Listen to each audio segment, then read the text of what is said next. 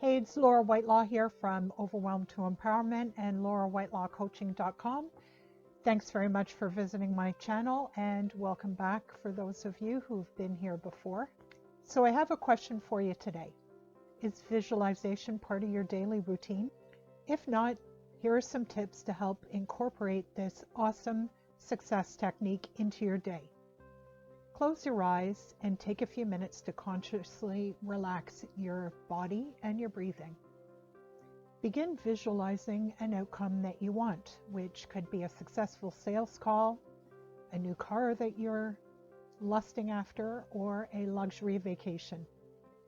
Engage all of your senses and notice what you see, hear, smell, taste, and most importantly, what you feel. Focus on the emotions of love and joy. And rather than watching yourself as if you're viewing a scene in a movie, immerse yourself in the experience from the first person. So for example, rather than watching yourself on the stage speaking to a group of people, imagine that you are on the stage and looking out over the audience, seeing the smiles on their faces, seeing them encouraging you, feeling confident, feeling excited, feeling like you're in the zone, in your element, and hearing the applause when your talk is done. Take just 3 to 5 minutes per day to visualize, preferably first thing in the morning or last thing before bed or both. The reason for this is that first thing in the morning or last thing before bed is when we're most relaxed. And when we visualize right before going to sleep, our unconscious mind goes to work on bringing our desires to us.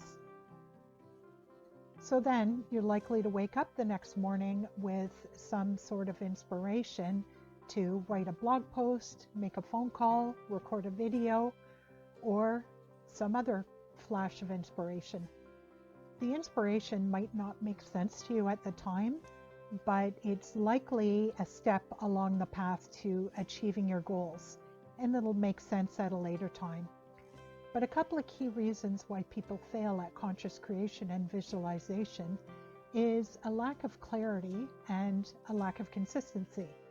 They're not clear on what they want because they allow their limiting beliefs to get in the way. So for example, they want a new car but can't decide on a make, model, and color. So maybe one day they're out and about and they spot a new Audi A3 in blue and they fall in love. When they get home, they start doing some research online and discover that the price is just way too high for them. Or at least that's what their belief is. And they start thinking, telling themselves stories that they can't afford it, that their friends and family will be jealous, that they'll be criticized, and that stops them from going any further.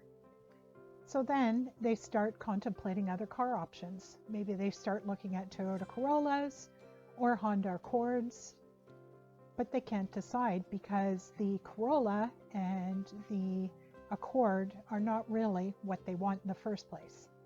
What they really want is the Audi A3, but they've decided it's not in the cards for them. All of this sends mixed messages to the universe.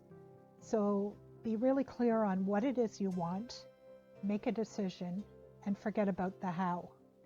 Don't worry about how it's going to come to you because you'll block your manifestation.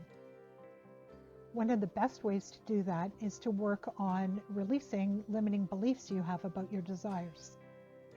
However, it can be tricky to even identify them in order to release them. It takes a lot of self-awareness and oftentimes the help of a coach. But if you can identify your limiting beliefs and work through releasing them, then you will be much further ahead in realizing your desires than you would be otherwise. The other issue is consistency. Be consistent with your visualization practice. It's not usually a one and done situation, although it can be.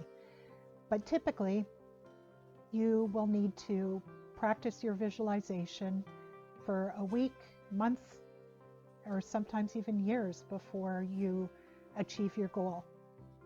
But it's important to have fun with this and with other law of attraction processes. Make it light and fun, the way you did as a kid. Just play pretend. And you may find it helpful to write out your visualization ahead of time. Describe the scene in detail and engage all of your senses. What do you see? What do you hear? What do you hear somebody else saying to you? Is someone congratulating you?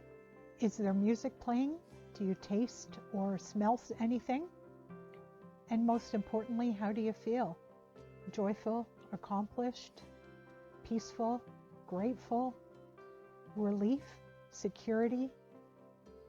If you have trouble accessing the feeling part, recall a past memory where you felt joyful or felt really accomplished, and really immerse yourself in that memory and savor the emotions that you felt back then.